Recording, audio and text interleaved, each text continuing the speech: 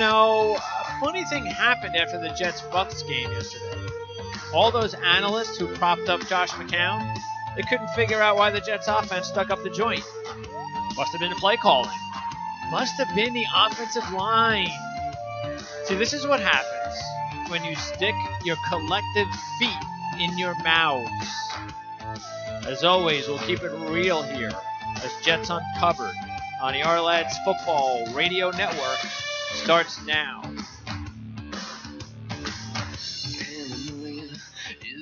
All right, it's Monday, the 13th of November, 2017.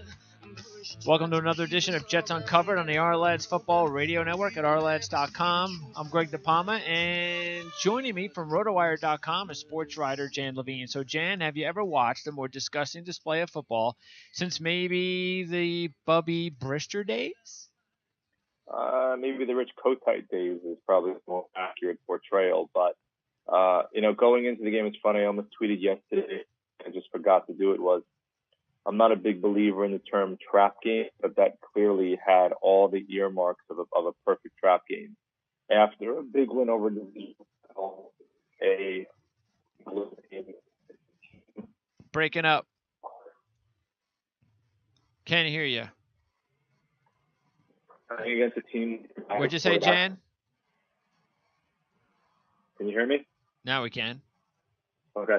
So I was saying it had the earmarks of a perfect trap game, right? You had a team coming off a big one against a divisional rival on a Thursday, so a little bit longer preparation time you would hope, with a bye week upcoming against a backup quarterback, but a backup quarterback who clearly has ties still to the organization, with the team's number one receiver out, and everybody heaping tons of praise on this roster, with starting to talk playoffs, if a possibility if they won despite the difficult schedule the remaining way.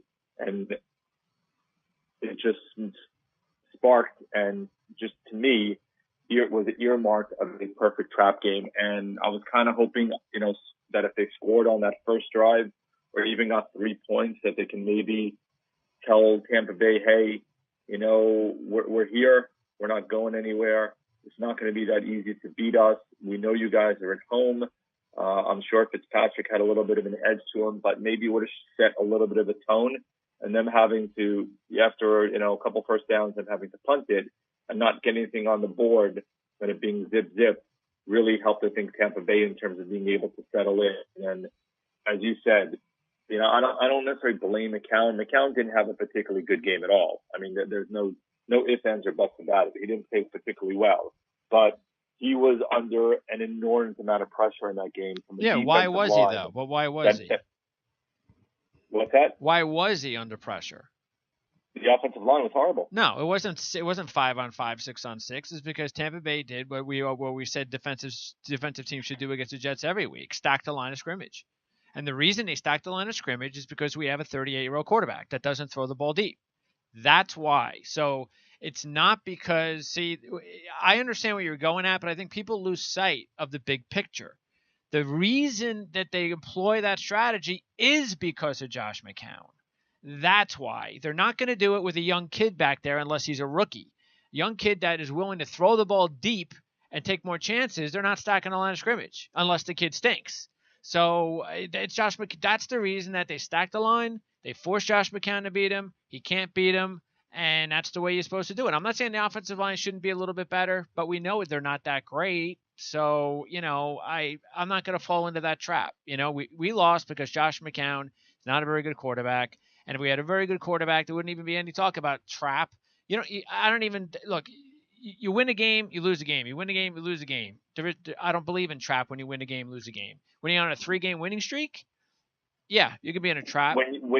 Yeah, I can agree with that to the extent. But when you start hearing comments from some of the players, and granted, it's all service after the game, where they can people could tell right away that they didn't have the same emotion, they weren't as up for the game as they should be, that maybe the focus wasn't there all the time. And again, that also gets on the coaching staff. But look, some of it has to be on the players, and I'm a big believer that if you can't self-motivate yourself at this level, then you shouldn't necessarily be at this level, and you should come out knowing you had something to prove with the ability to get yourself into a playoff race and you didn't do it.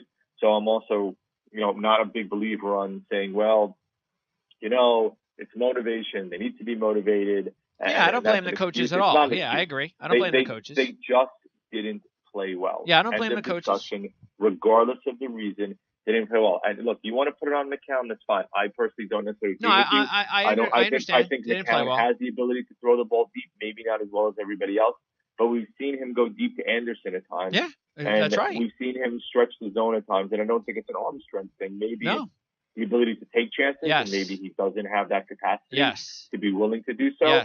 But I don't necessarily put it on him directly.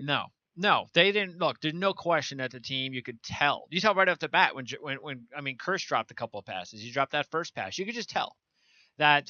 But this is why we even talked early in the season about those games that they couldn't win, that was there to win. And this is why the NFL league is quarterback league, because so many teams are so close talent-wise that it takes the better quarterbacks to win these games. And when you don't have that guy back there, you're going to struggle in this department. And we couldn't expect more for Josh McCown this year. We are all in agreement for that. But this is what we're also need to all be in agreement with, which I know we're not, with most of the media out there, is that, Josh McCown just is, he just is who he is. He's not going to help this team win games. He's just not. He's trying to help them not lose games.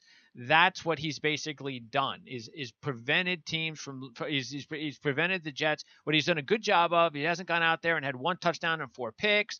You've had these games where it's the quarterback's fault. He ruined it. Look at all these bad plays he made.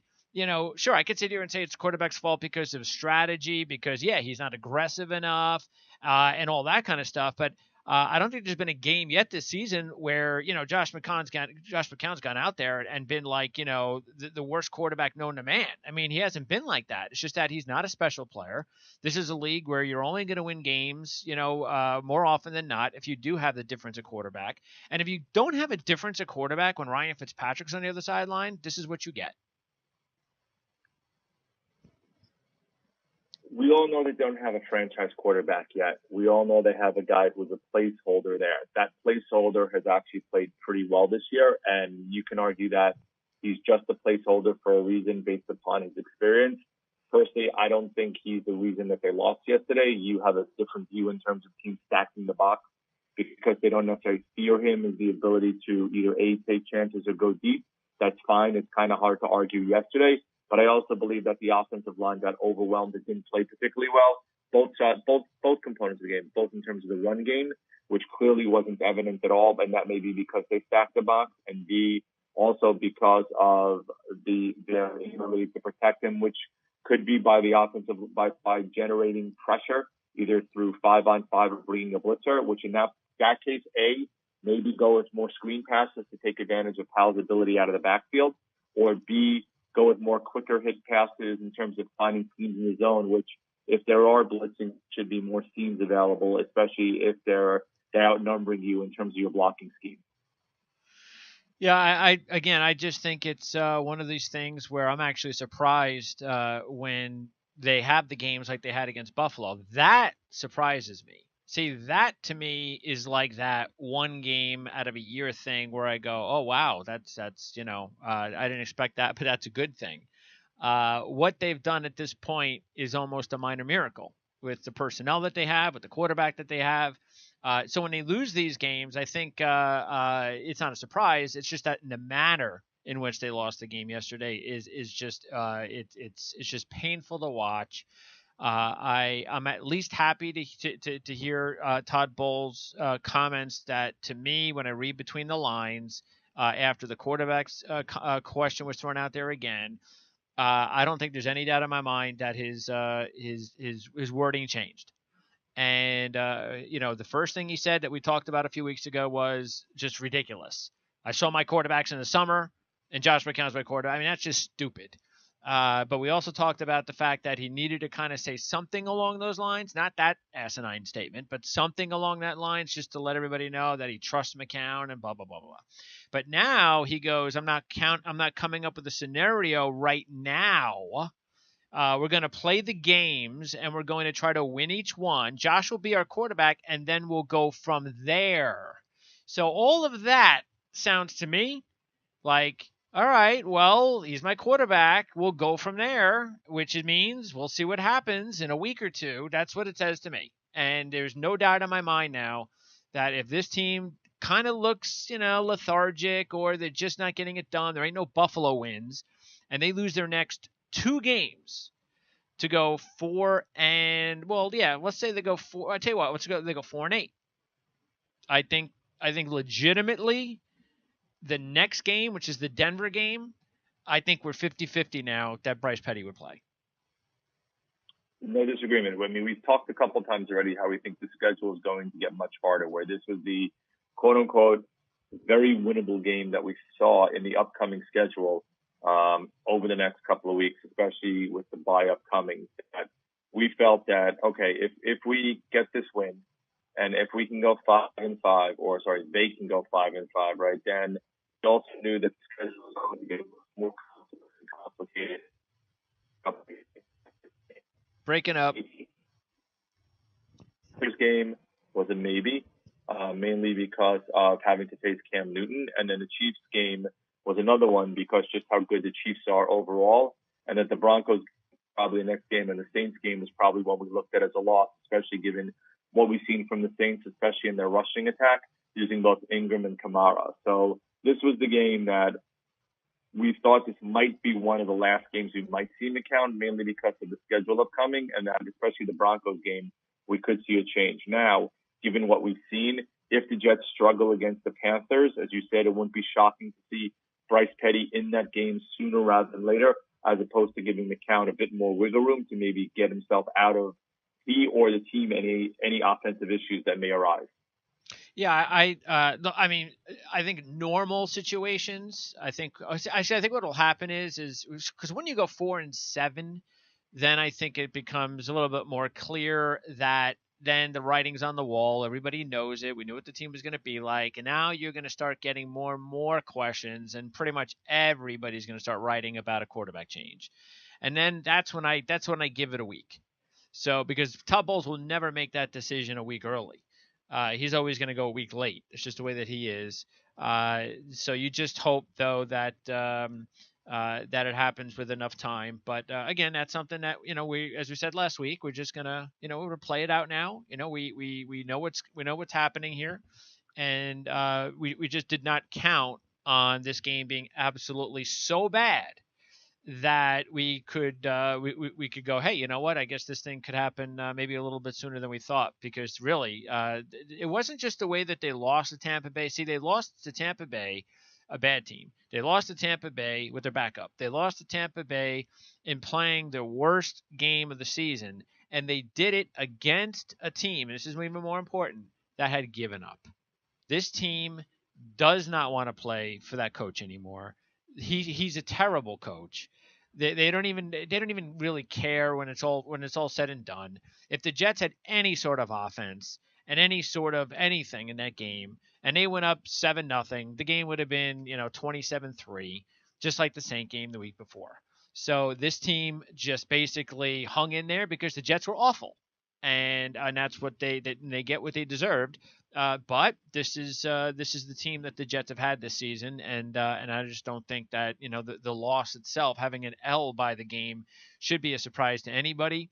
I don't think really anything came about it at the game except seeing Chad Hansen play well. Every time McCown did throw the ball to Hansen, he caught the ball, which hasn't been a surprise to us because we saw him do that in the preseason. And now with Curley coming back in about, who knows, 2 or 3 games, maybe that coincides with everything else. Right about that time should be the time. I think if Chad Hansen continues to prove himself, that's it. I mean, it's not only does Bryce Petty come in, but it's time to also completely go in on Chad Hansen and Stewart and get all these young kids some serious playing time, especially Hansen. I mean, because Hansen is now more than capable of doing what Jerry McCurley does. And I think if over the next couple of weeks, if he just keeps playing that and demonstrating that, then there's no way does Jerry McCurley come back into that lineup and play more than Hansen. No surprise there. I agree with you. I mean, if you look at yesterday's game, I mean, to me, as I said, the inability to score on that first drive was key because I think it just set the tone for the remainder of the game. Later in the game, in the second quarter, McCown had Anderson on an in route, and he threw it slightly behind him on a ball that Anderson should have caught on like 3rd and 12. Yeah, they get that one? first down late. They could have maybe kept the drive going, and then I personally thought, honestly, the defense played fairly well. Now, granted, they had a couple of long drives, but I just think the defense did not lose the game. Defense did not lose. They were completely gassed. I mean, look. You hate giving up a 21-yard run on 3rd and 15.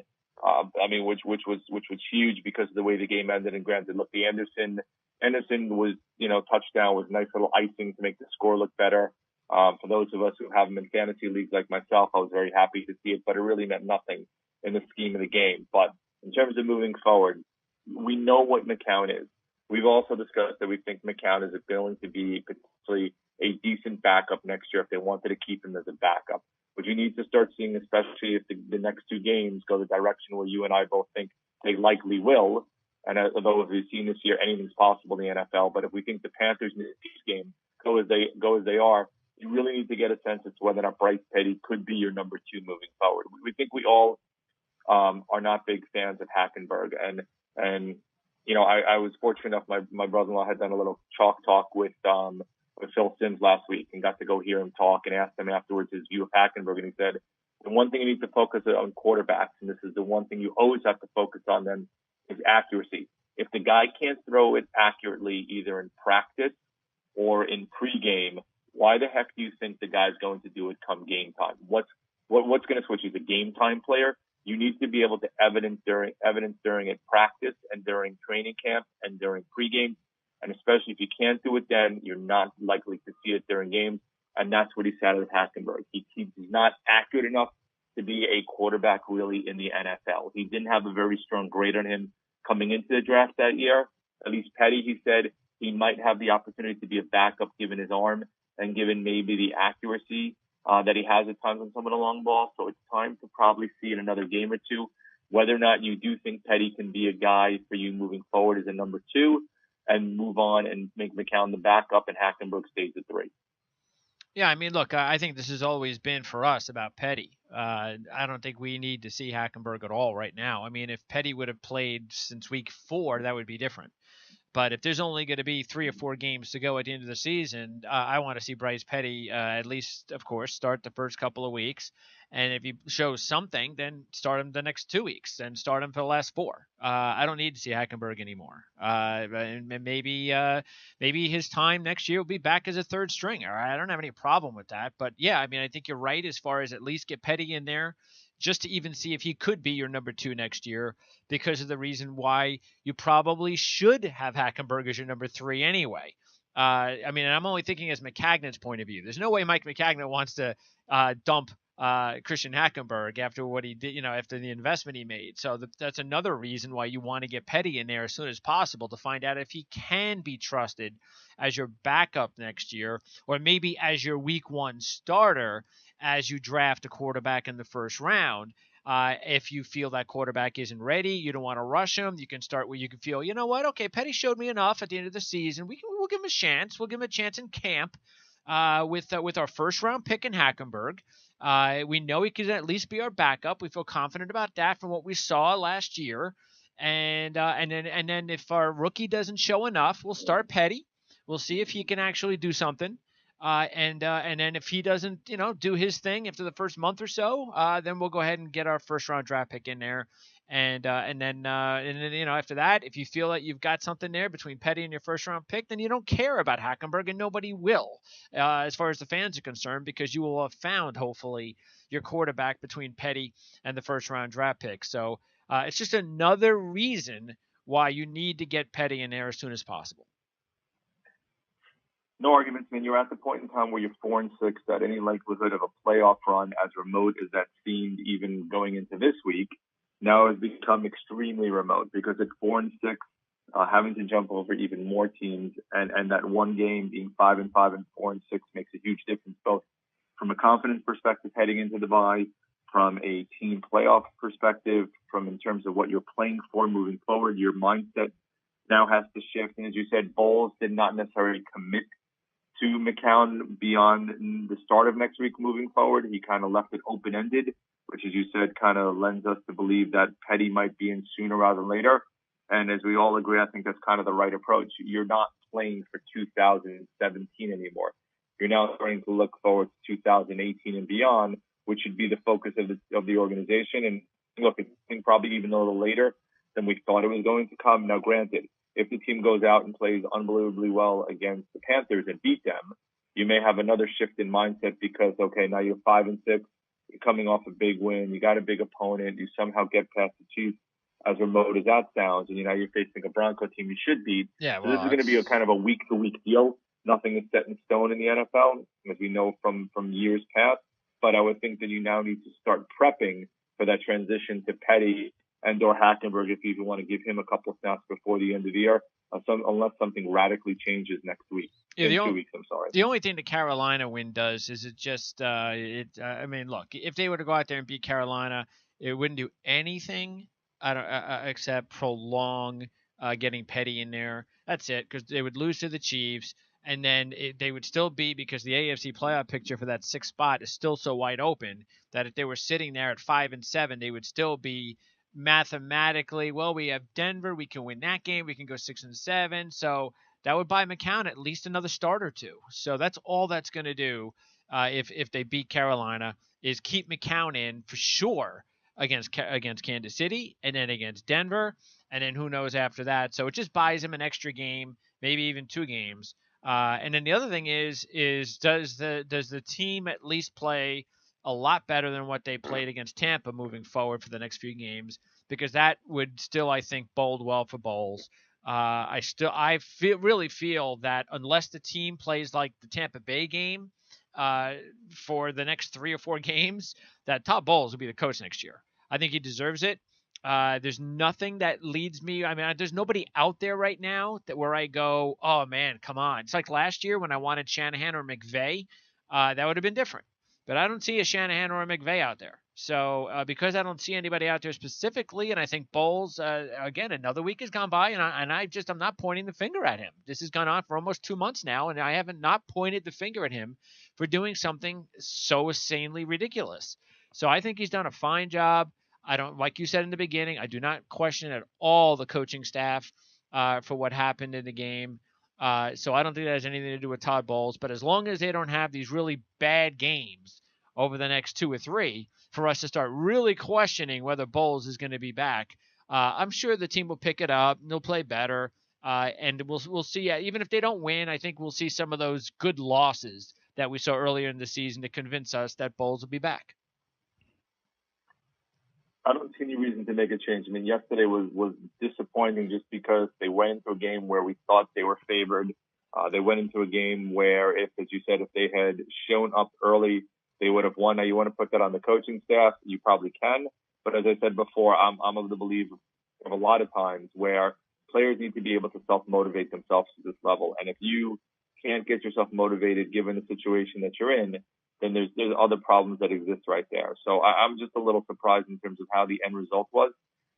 And part of it was just the way they started, and it built upon there. And as it kept going along, Tampa kept getting more confidence, and they were able to stay in the game. And you looked up, and it's a game that, as poorly as they played, went into halftime not out of it. And by all rights and purposes, as poorly as they played early on, they should have been. So you had a whole second half to potentially rebound, and they didn't.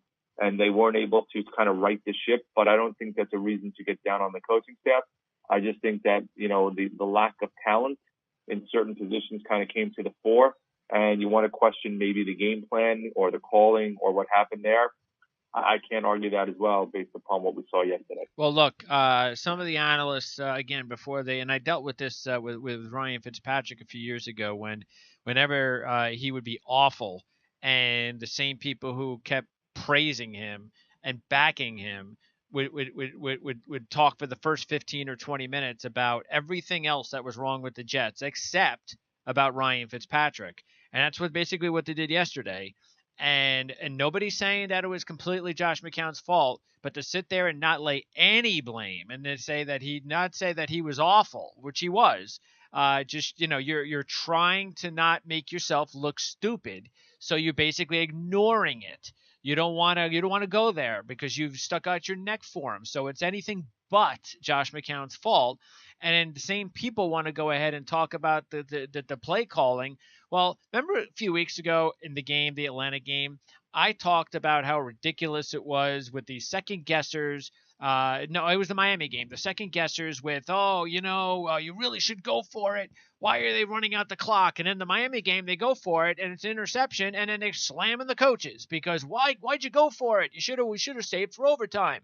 And then the Atlanta game, they were all complaining because the Jets weren't running the ball enough. Backing the whole Matt Forte thing. Oh, why didn't they run the ball enough? That was the game plan. Why didn't they run the ball enough? Well, what happened in the Tampa Bay game? They kept trying to run the ball. So make up your freaking mind. So now he sticks with the running game. He doesn't throw the ball, and now that's a problem. So this second guessing media idiocy is so old. I've been watching these games for 40 years, hearing to the same nonsense from these analysts. It's just stupid.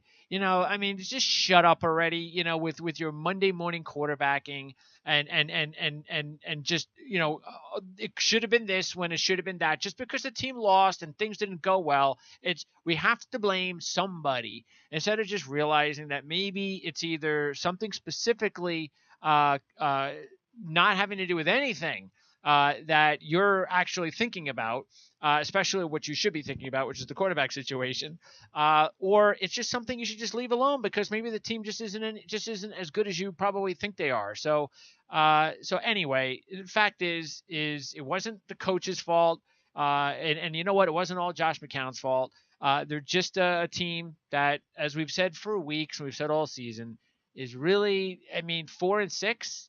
How can anybody even complain? I'm sorry. I don't know how Jet fans can even complain. The record is probably where we thought they would be, maybe a little better. But of course, as we said before, as you go along a season and you have surprising wins and surprising losses, you recalibrate every single time that happens. They got off to a poor start, 2-0. Oh, here we go, 0-16. And they won several in a row and got hot again. And we said, oh, well, maybe they're better than we thought they are. Then they lost a couple of games they could have won. The Atlanta game they could have won. The Patriots game they maybe could have won. The Miami game they maybe could have won. And all of a sudden, we're back to being crap again. Then they win a game against Buffalo on a Thursday night, and we're like, ooh, we got Tampa on the schedule. This should be a win. And then, of course, now with the Tampa loss, you recalibrate again and go, oh, maybe not as good as we thought they were. And that's just life in the NFL.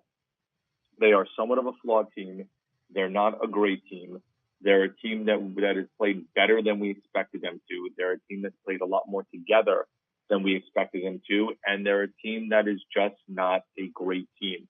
That doesn't mean that they shouldn't have won this week, because I think all of us going in thought this was a game that they could have and probably should win. But if you don't play that way on the field, like any sport or anything in life, you're going to lose. And that's what happened on Sunday. Tampa took advantage of the opportunities given to them. The Jets came out flat. They didn't score early on. They kept Tampa in the game.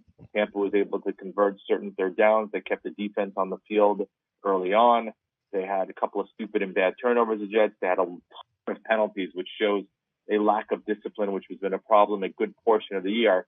And those holding penalties made it impossible to sustain drives, which also kept Tampa in the game. And to me, the big takeaway out of the game is that they need to do a much better job of being a lot more disciplined on the field and mitigating and remediating the problems that they had and lowering the number of penalties, because you can't have any kind of sustainable success or any success at all that every single time you get a positive play, you're looking around for a flag that draws you back 5 or 10 yards. And now instead of 1st and 10 or 2nd and 4, now you're looking at 1st and 20 all the time. If anything, I'd like to see them be a little bit tougher on certain players that aren't established. So if Brian Winters is going to have multiple holding calls in one game, and when he was out, Dakota Dozier seemed to play okay, then if Winters plays that poorly like he did yesterday, then Winters takes the bench, Dozier plays. That's the type of team they need to be. They don't need to be a team that just feels like, all right, certain guys, well, we gave Brian Winters this sort of contract, so he's got to play. No, why? We're supposed to. We're in a rebuilding process. So we're trying to give other guys an opportunity. And if certain guys aren't going to play up to standard, then why don't you sit the bench for a week, see how it feels? Maybe you won't make those mistakes the next time we put you in there. And you should actually pay a penalty for not playing up to standard and get another young guy that's trying to fight for a spot on this team that maybe would like to be the starting guard next year. Why don't you give him a chance? That's really what we should be doing here. And that doesn't just include Chad Hansen when Curley comes back, or Powell and McGuire when Forte comes back. This also goes for Winters and so forth. There's no established players. There's hardly any established players on this team.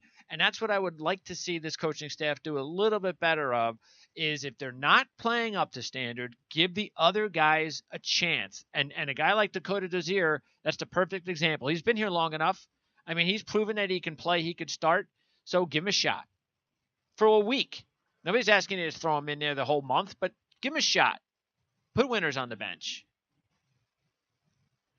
Possible that a change occurs, I wouldn't say next game, but maybe the game after. I mean, when they start getting into full evaluation mode, I think until they completely say they look that we have no realistic shot at all at the playoffs, even though we all know that's kind of a pipe dream at this point in time. I don't even want to talk the playoffs. Material changes occurring, but that's just an organizational philosophy. I would not be surprised if we see even more young players than we've seen already in the last 4 or 5 weeks of the regular season. Yeah, well, we can only hope so. I think that's the one thing. That's just a pet peeve, another thing, because I've even seen Bill Belichick do it. I've seen teams that are trying to win championships, that are in the playoffs or a playoff caliber team. Somebody doesn't do a good job. You're like, hey, where is he? How come he's not starting? Well, hey, he didn't do his job. That's what I just want to see a little bit more of from Bowles, is have a little bit of guts.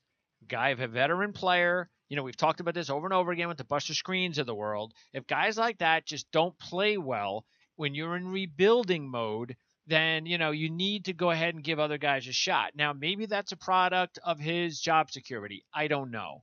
But that is all that's the kind of conversations that Mike Maccagnan and Bowles need to have. They've got to talk to each other about this kind of stuff. They have to have some sort of communication about job security, or about, hey, is it going to cost me if I make these moves? I mean, otherwise I'm going to play all these veterans. I have to win more games. Do I have to win more games?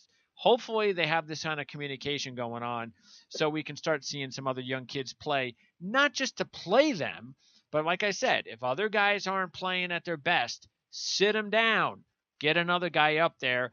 Motivation for losing a job is actually something that works in all sports.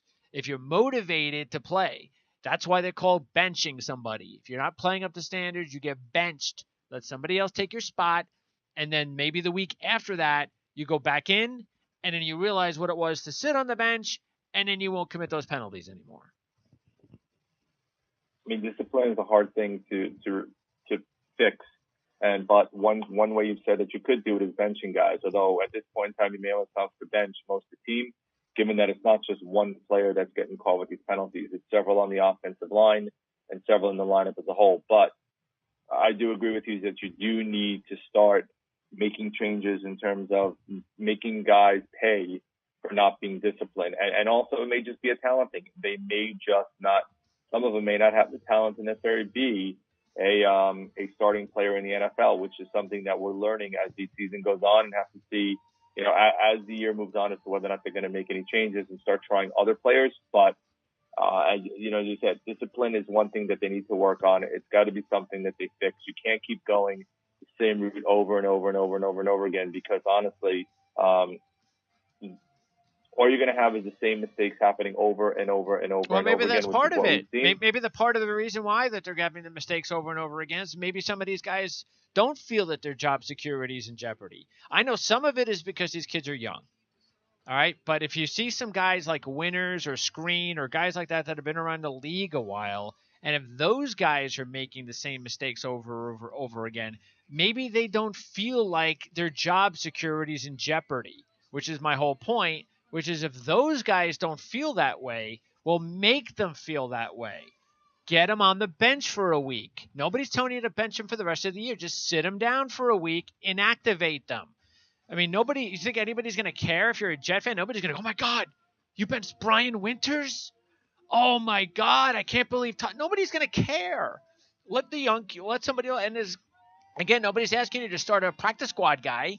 Give a kid like Dakota Dozier a shot. So the point is, maybe you play some of these guys a little bit more, and you have a little bit of job security in the back of your mind. Maybe you won't make such undisciplined plays. Maybe that's part of it. I don't know. I'm not sure if benching guys necessarily is going to force them to play better or improve the discipline either. I think sometimes now, if you're taking really stupid penalties, if you're taking undisciplined penalties where you are taking penalties in terms of unnecessary roughness penalties, sometimes false start penalties, if it's a studying issue and maybe your study habits need to be better. But if it's something where you're just getting beaten by defensive players, I'm not quite sure if benching somebody for disciplinary reasons is going to fix it. Now, if you want to bench them because they just don't necessarily have the talent to be able to play that position, that's something completely different. But if you're benching them on the hopes that the benching is going to remediate what ails them and make them a bit more disciplined, I don't think necessarily that's the case, because it's not as if they're taking penalties that are a hallmark of somebody being undisciplined. It's more where they're taking penalties where they're just getting beat and they don't necessarily have the skill set maybe to be able to stop the defensive player. Well, that's the coach's job. That's what makes a great coach. Coach is supposed to know every player's personality. They're supposed to know which players are making those mistakes because they're just not good enough, or players are making that mistake because they're just undisciplined. And that's why those coaches, who are the best coaches, can figure those things out. But when you see a head coach so far like Bowles, that at this point in time hasn't benched anybody for any reason. I mean, seriously, can you name one guy that he's benched? One guy. Not off the top of my head right now. In like 2 or 3 years. I don't remember. And we've seen a lot of guys play pretty poorly over the last few years and done a lot of dumb things. I mean, I guess the first guy he's ever benched is Fitzpatrick. And that took what? A year and 8 games? So, I mean, he doesn't bench people. He doesn't bench players. That's just not the thing he does. And I think you can't have that motto.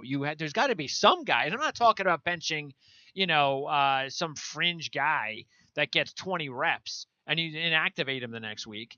But actual starting guys that get, more than 50% reps, he doesn't bench those guys. He never has. And that's just, you can't never not bench players. You just can't, because some players need to get benched. Some of them, not all of them. Some of them, and only good coaches know which ones need to get benched, and maybe it will refocus them. Because look, I've been around sports way too long. There are players out there that feel like they can just do whatever they want because there are not going to be any ramifications at all, and those are the ones that need to be benched. And every team has them. It's just a matter of you figuring that out. And that's why I just think that's one of the things that Bowles needs to do a better job of. That's all. Not arguing with you. I mean, again, I wouldn't say, as you said, it's not a disciplinary thing. It's more so play the players that deserve to play from a talent perspective, and those that aren't getting the job done need to be removed from the lineup. And it may be something where that right now he's trying to see what he has in some of these players while he knows them. Some of them are young. Some of them are young veterans, and he's trying to see, do they have the ability to self-correct and get better based upon the work that's being done on the side? Or if not, then you'll probably see additional changes, especially when we get to the point of where they're clearly 100% out of the playoff hunt, even though we all kind of know that they are. Yeah. When they're officially basically eliminated, then you may see more changes as they look towards seeing guys for the future. Yeah, well, I think the countdown has definitely begun. So when they come back from the bye, and we'll be back in 2 weeks after the Carolina game. So when they come back from the bye, I think the countdown really officially begins, and we'll see what happens. If they lose that game, then like I said, we'll see. We'll hear. I mean, again, by the time we talk again, if the Jets lose, you will get more and more questions about the quarterback position, and then we can talk more about it and analyze moving forward. But right now the Jets are going into the bye at 4-6. It's a very respectable 4-6. It's not the way we wanted to go into the bye against a team that they should have won. That's the thing that really does hurt the most. But it is what it is, and there's nothing you can do about it. We'll talk more about the New York Jets moving forward, though, after the bye week, all the way through to the end of the season. No more. This will be our last week off until then, and then of course we'll be here throughout the off season to get everybody for free agency, which should be a lot of fun because the Jets have a lot of money, and of course, which should be another fun NFL draft. So, Jan, I appreciate your time as always, and enjoy the week off next week, and we'll talk to you after the Carolina game. Sounds good. Looking forward to it. All right, Jan. So that's Jan Levine. Want to appreciate his time as always. And you can follow Jan at AirJan23. That's his Twitter handle. You can follow us on Twitter, by the way, at PrimeSN. So check out our Twitter handle for sometimes, we'll comment, make analysis on the Jets. But it's also important if you are not a live listener to the show, when the show will be available, we tweet it out there at PrimeSN and make it available where you can check it out at ourlads.com on the Our Lads Football Radio Network. So thanks again for tuning into this PSN production. By the way, for you live listeners, we will be back at 7 Eastern to update what's going on in the NFL and college football from this past weekend on OFN Weekend Review. So for everybody else, we'll see you in 2 weeks here on our program, Jets Uncovered, on the Our Lads Football Radio Network. For Jan Levine and Greg DePalma, and we'll see you next time right here. We are the home of the JETS Jets.